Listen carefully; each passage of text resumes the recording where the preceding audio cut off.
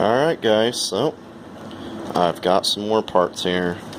Got myself a pressure gauge for my fuel system here.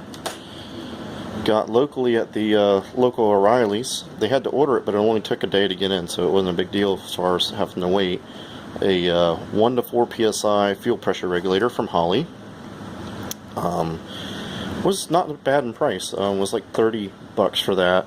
This was 20. So that kind of always gets my brain racked on how that works. And a little gauge mount for my boost gauge, so I can actually mount that. And before I drive it any farther, I got to get the fuel fittings situated better. The clamps you buy at the auto parts store are garbage.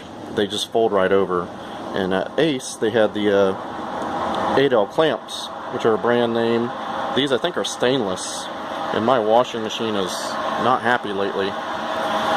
Anyways, got all those, and got the some screws to get everything screwed in a little bit better, so that we can get this all done. A new headlight, because I destroyed the one that was in the car.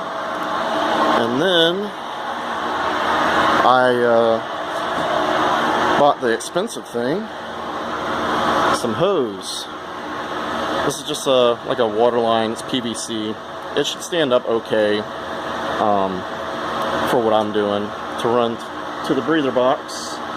Now I will admit, if I had to do this again, I'd spend a little extra money and buy the CB breather box, which I thought was a little outrageous. It's $45, but the picture shows that it comes with this hose. I don't know if it really does, but that's what they show on their website.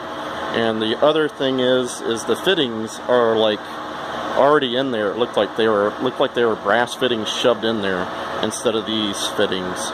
But this hose they sent with this stuff, I don't even know what it is. It looks like heat shrink tubing. It really does. It's that thin, and it's all, as soon as you go around a curve of any sort, it just kinks. This is not even worth, I don't even know why they send you hose. They shouldn't even send you hose with it, because this is just a waste of material.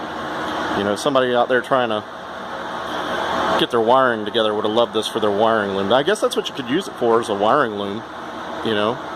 But I tried it, but you can see, like right there, it's kinked over. It's not going to work, you know. So anyways, got a few parts that I got to put on it to make it go down the road. I need to get rid of this regulator. That was my big thing here, is that thing started leaking as soon as we pulled it out the driveway. One of the plastic fittings on it started leaking, so we put a brass fitting in it right there. But the brass fitting doesn't go all the way down. It only goes in a few turns and then it stops. So it's just all hokey. So I'm going to I got to get rid of that anyway. So I decided to spend a little extra money here and get it going. I was going to wait for a while, but my wife asked if the kids could ride in it, and I started thinking, man, I can't have my kids strapped in the back seat and this thing catch fire. So I'm going to get those fuel line clamps replaced and that fuel regulator, and get the breather hoses hooked up.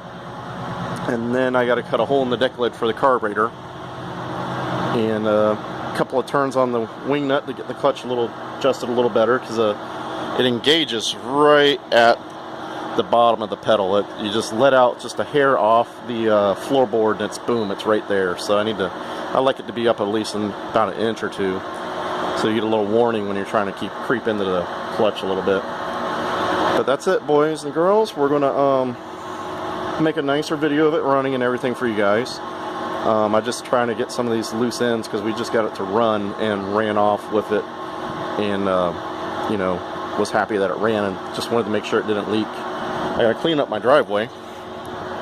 My wife is so awesome though. I told her, like, oh, I'm gonna clean it up, don't worry about it, you know, I get a broom out, and she's like, why? It's a driveway.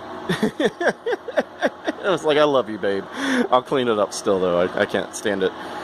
But that's about it, guys.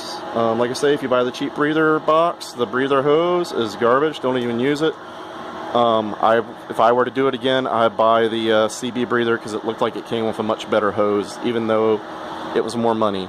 But with me buying that hose and the box, I'm actually $4 or $5 more expensive than a CB breather box. So hindsight's 2020, you know.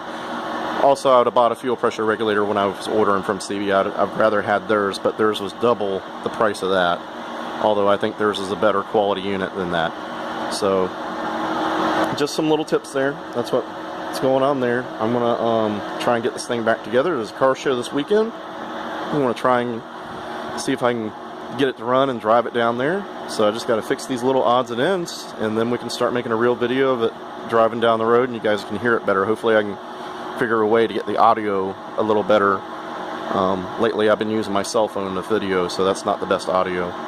So anyways, guys, if you're out there, let's get out there and work on our projects. Let's get these things back going. Let's have some fun with them. See you guys later.